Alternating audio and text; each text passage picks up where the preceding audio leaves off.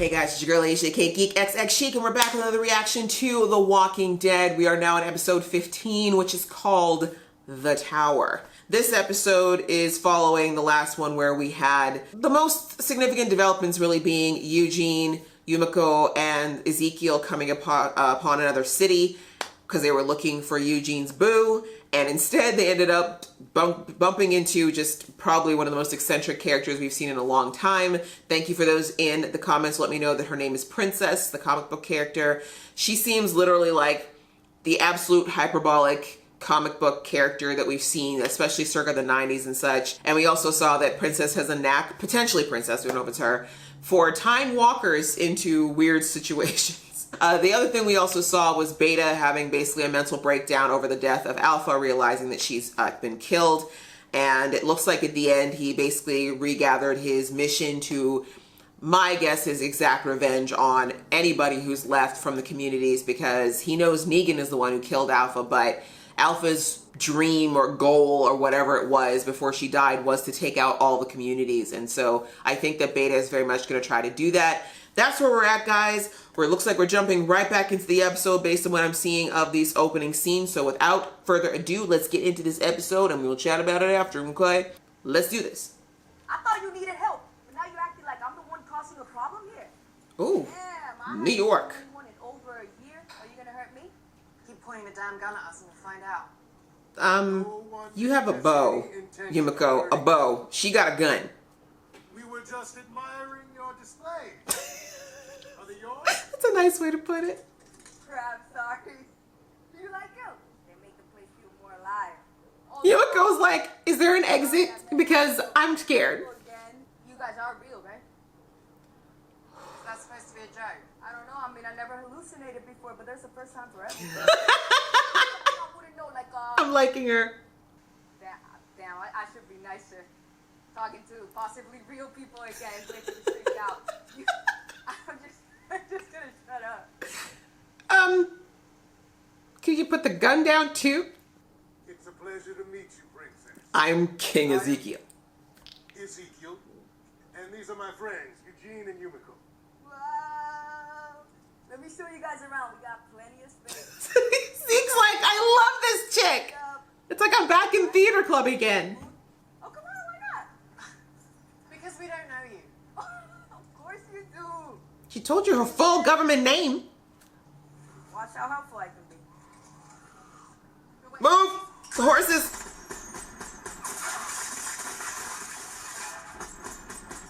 Is it sad that I've actually missed gunfire in The Walking Dead? I also knew that the horses were gonna spook. Sorry about that. I mean, at least she didn't hit one. But at present, we possess limited options, so even a slim possibility is worth investigating. Exactly. Apologies, Yumiko. I mean, it's like people keep forgetting, Yumiko. People trusted you and let you into Hilltop. Yeah, you. You're so cute. I feel like this is going to be like the new version of Coachella.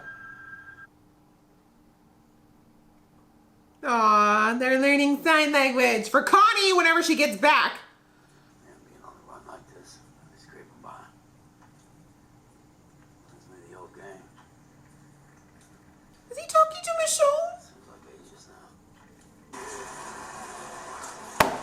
Now that's just wasteful. You know how hard it is to get a fresh salad in the apocalypse?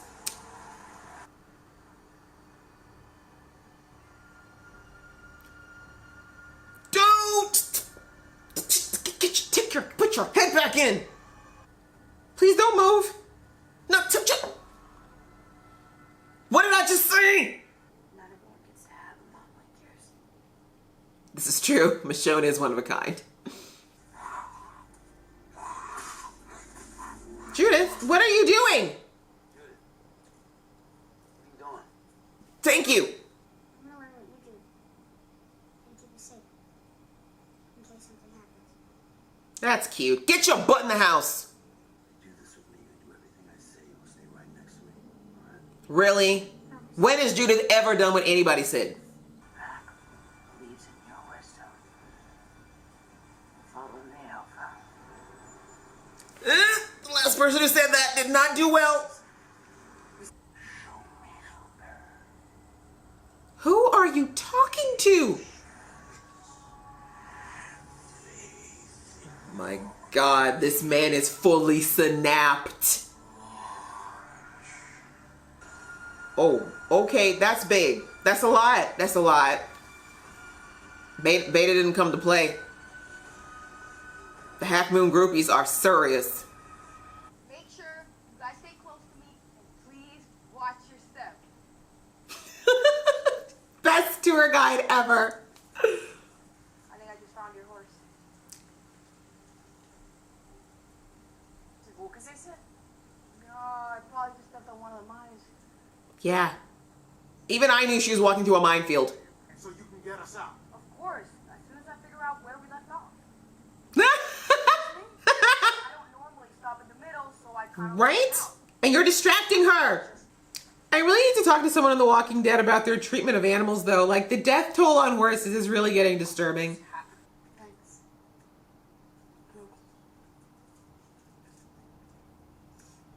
Anything to say, Carol? Thanks for coming. I'm so sorry, Kelly, for it. Finally. Or if you're just avoiding me. Well, it's a bit awkward. You did kill my mom. Oh, shit. We can give someone else the plans too. It's not right. It's awesome. Mmm. Yeah, basically a big rat. Look, Honestly, I don't see how she's getting all prissy when she used to eat worms. and I'm also concerned with improper mine placement, which could lead to a cascade. What's a cascade? That very thing.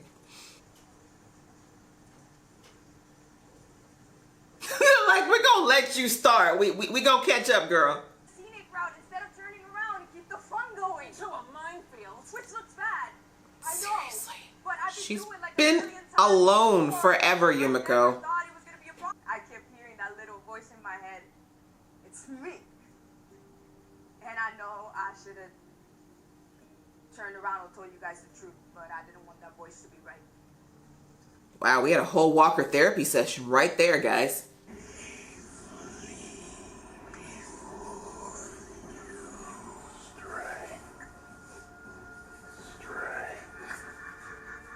This is truly terrifying. I seriously can't with these voices.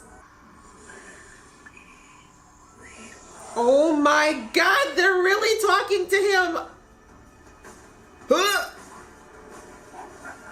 No. I never want him to laugh again. Oh my God.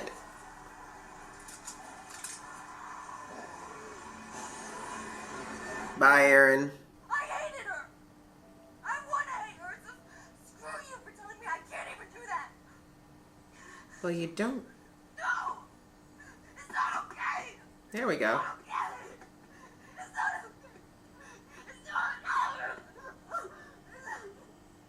There we go. This is post-apocalyptic therapy, courtesy of Negan. I'm over here to see if you wanted to join us. Their faces. Pardon? She's gonna hug you.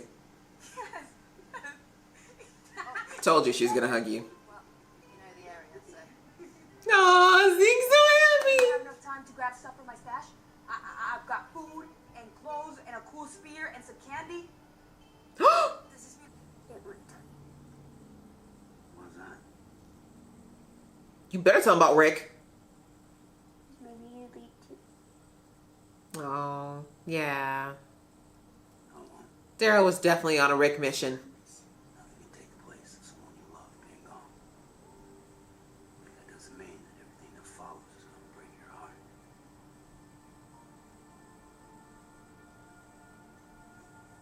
Poor baby. Can we have this tender moment indoors, though? I'm really getting nervous. Emergency is right. We definitely have an emergency, guys. This isn't good. Oh, God. My poor communities. They can never get a break. Yo. Okay, guys, that was the latest episode of The Walking Dead, which was called The Tower. I feel like I didn't talk as much in that one because I was really kind of focusing. There was a lot of dialogue in this episode. There wasn't a lot of action per se, so I kind of had to make sure I wasn't missing too many big chunks of dialogue in this one. But we'll start with Princess because that was just really fun and funny. I really like that they have kind of a quirky character in the mix in this late stage of the game. I feel like the show used to have more colorful characters in the first like 3-4 seasons, but then in, I'd say in the past, probably the past 3 seasons, new characters have been pretty, I don't want to say boring or anything, but they've been pretty baseline, right? There really hasn't been anyone who's been kind of like outside of the mold that haven't been villains in the end, right?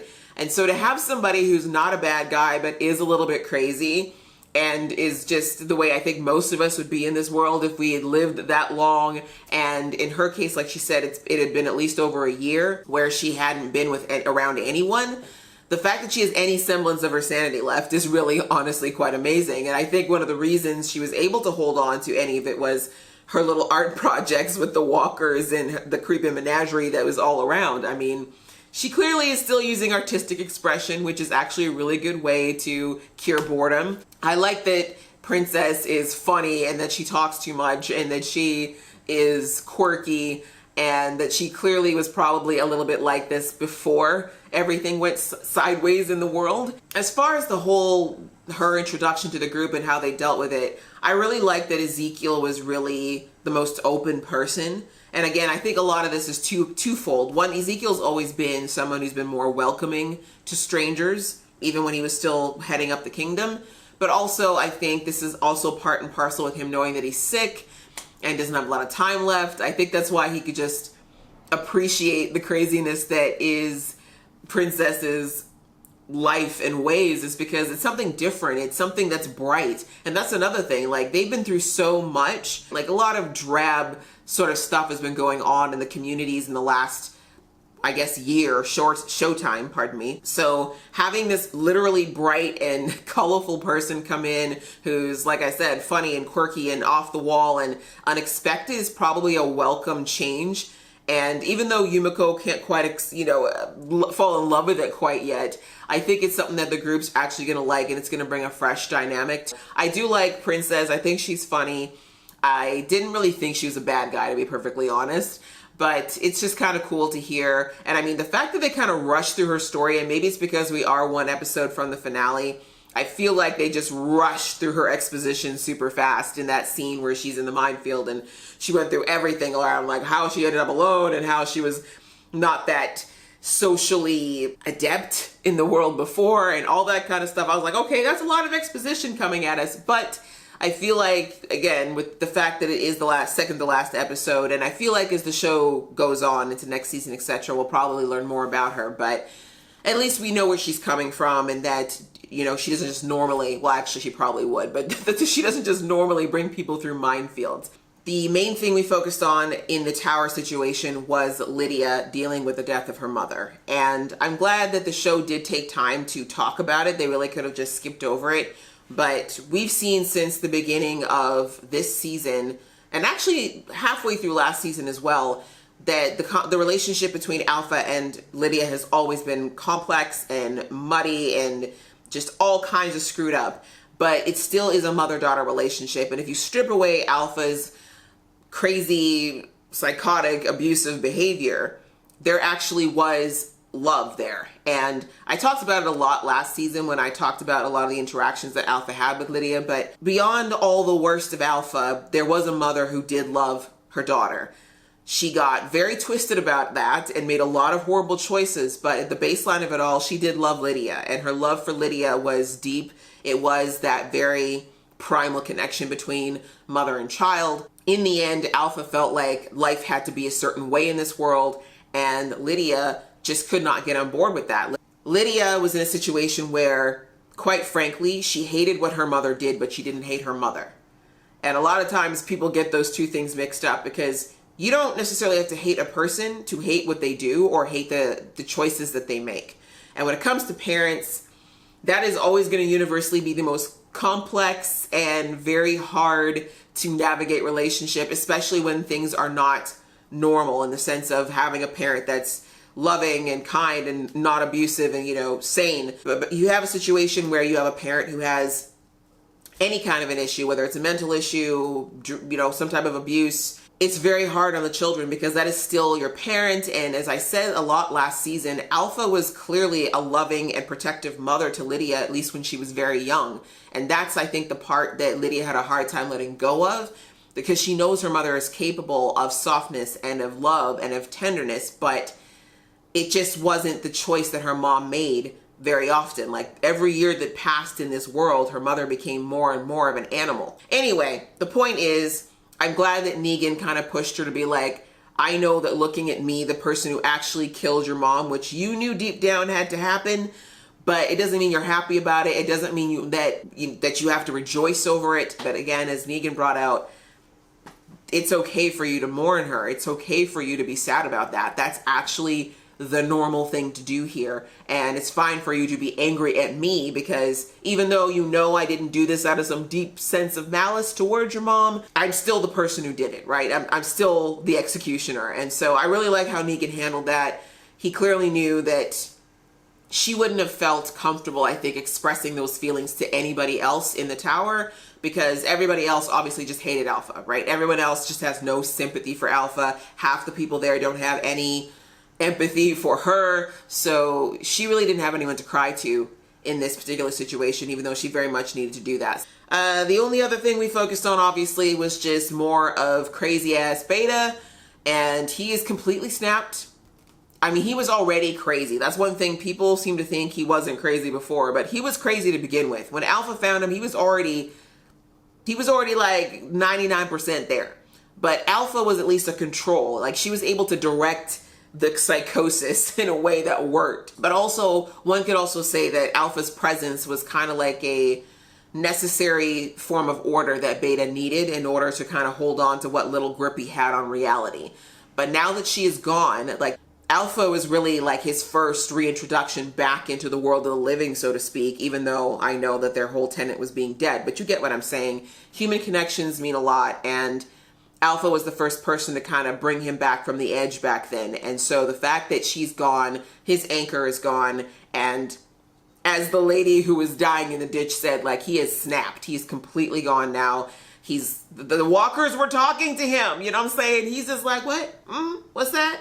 You want to get some tea later? Cool. Like, he's gone. He is nuts. He is not going to walk away. He has nothing, in his opinion, left to live for short of exacting Alpha's revenge. And you saw that. He won't even let people call him the new Alpha, even though if he truly believed in the system that Alpha had set up, he should have been okay with that. But he just isn't ready to let go yet. So he's knocking on their door now, and they're in a pretty crap situation. I guess, I don't know, we can give a quick honorable mention to the conversation between Judith and Daryl. I didn't really bring it up because there wasn't much there outside of the fact that Judith is dealing with the aftermath of Michonne being gone. She literally has no family right now. And so she's really kind of feeling that loneliness, especially being displaced from her home.